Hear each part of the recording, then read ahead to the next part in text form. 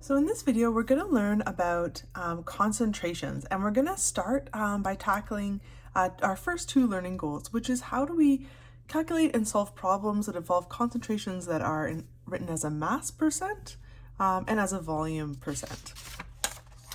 So first, we just need to know a little bit about concentration. So what is a concentration? It's a ratio of the amount of solute relative to the amount of the whole solution. There's a bunch of different ways that chemists actually express concentration.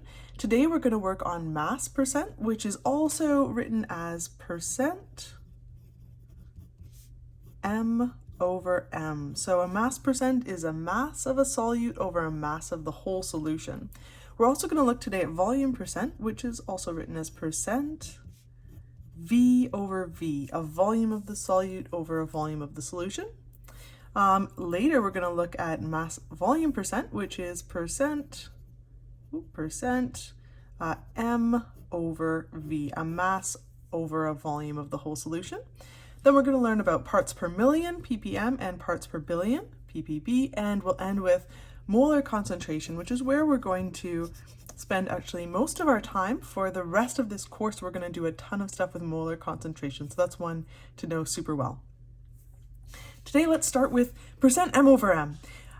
So we typically use this when we're talking about a mass percent for solid solutions. Now, I know we use a lot of liquid solutions, like something dissolved in water, but we also, solutions can be solids, right? So a metal alloy, like steel, right, which is a combination of metals, we could use percent m over m to talk about the mass percent of each solute in steel or any kind of metal alloy. Sometimes you'll see this as percent W over W. So that means percent weight, right? Weight over weight instead of mass over mass. We're definitely going to use percent M over M in this course because weight and mass are not the same thing. If you were to go to the moon, your weight would change, but your mass would not. So your weight is how much gravity pulls on you, whereas your mass is a measure of how many kilograms you are, how much stuff you're made of.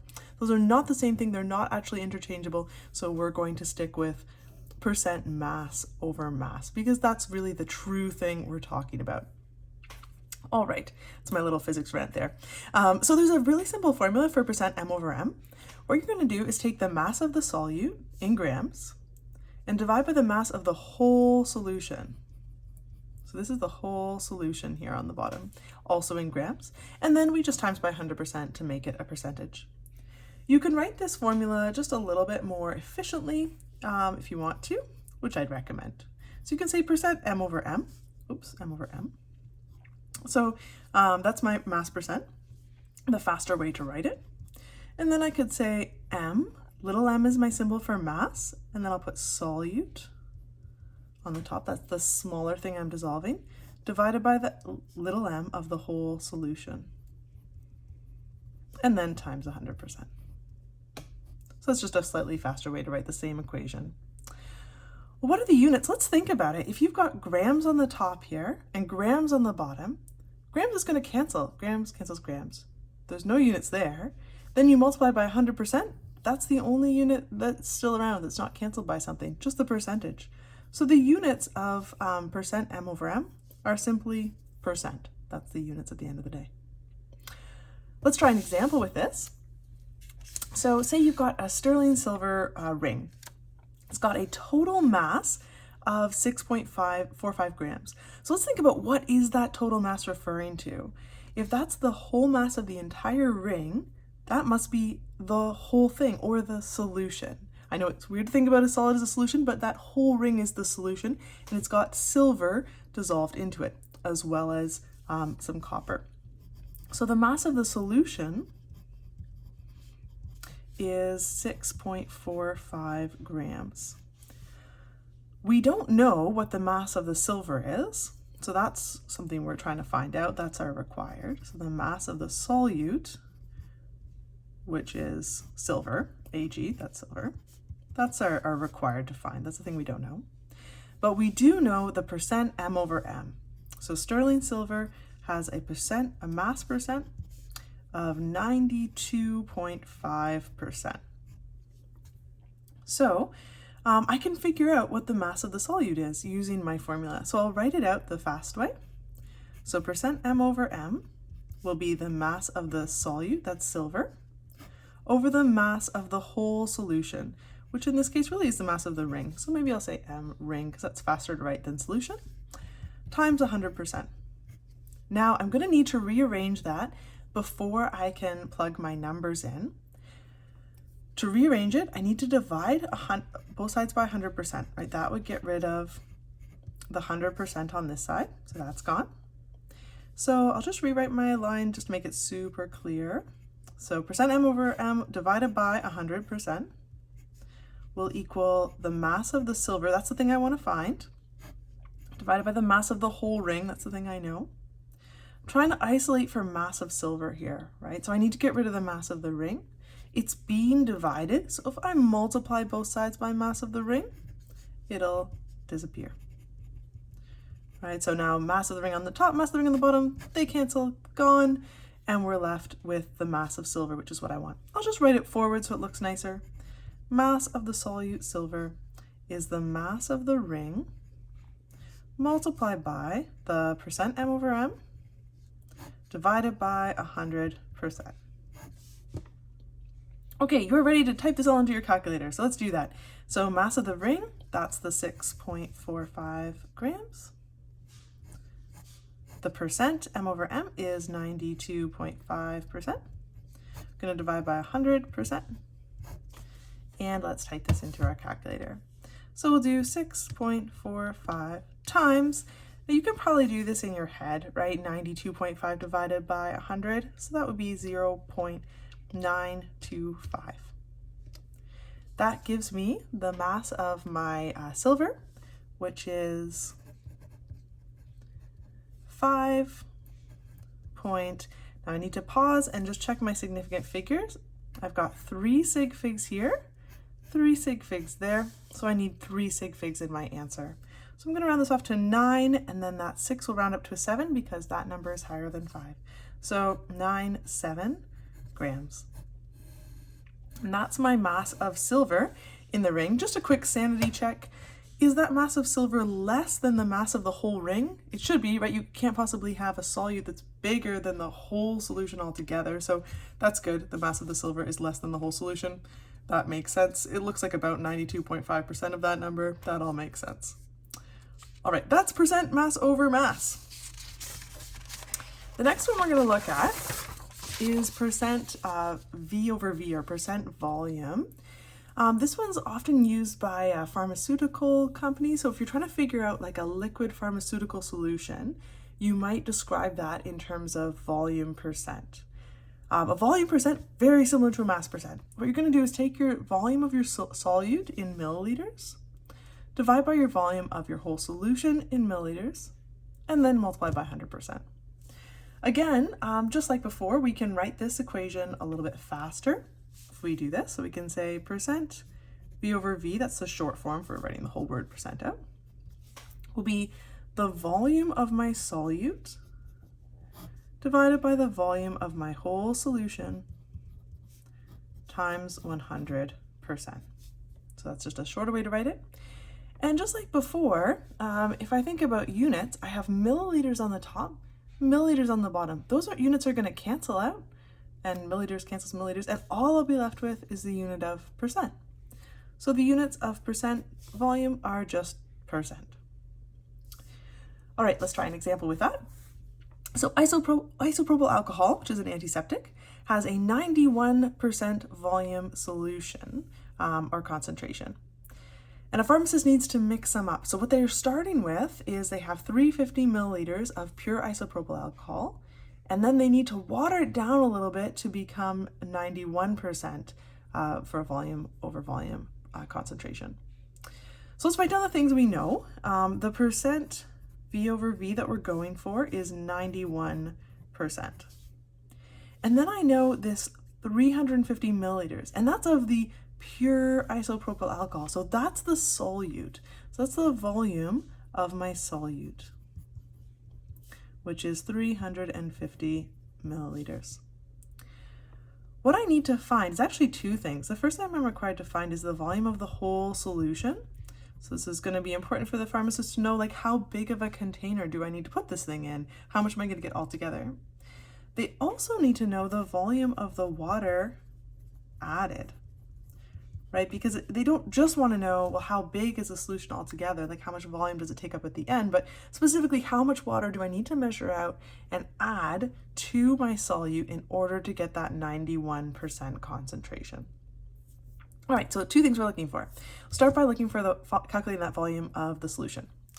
We write out our equation. So percent V over V is equal to the volume of the solute divided by the volume of the whole solution times 100%. This one is tricky. We're rearranging for the denominator. That's always just a little bit harder math-wise. There's a bunch of different ways that you can do this, and Miss Christian can maybe show you some other ways too. She's great at math, but here's one way you can do it. So you can divide both sides by 100% to clear that away from that side. And then you'll get that the percent V over V divided by 100%, that's on your left side, will equal the volume of the solute divided by the volume of the solution. So one thing you can do here could be cross multiply and divide. Another trick that I love, if you have a fraction equals a fraction, so just one fraction on one side equals one fraction on the other side, you can just flip both fractions. As long as you flip both sides, you're good to go. So that's a move I use. So I'm going to flip the left side, so 100% over the percent V over V. And I'm going to flip the right side, volume of the solution over the volume of the solute. So that's just one way to get that volume of the solution on the top. If you prefer cross multiply and divide, that is the same idea here. That's also great. I still need to get volume of the solution alone. It's being divided by volume of the solute. So my next move is just going to be multiply both sides by volume of the solute. Now I have volume on the solute on top, volume of the solute on the bottom. Boom, those guys cancel out.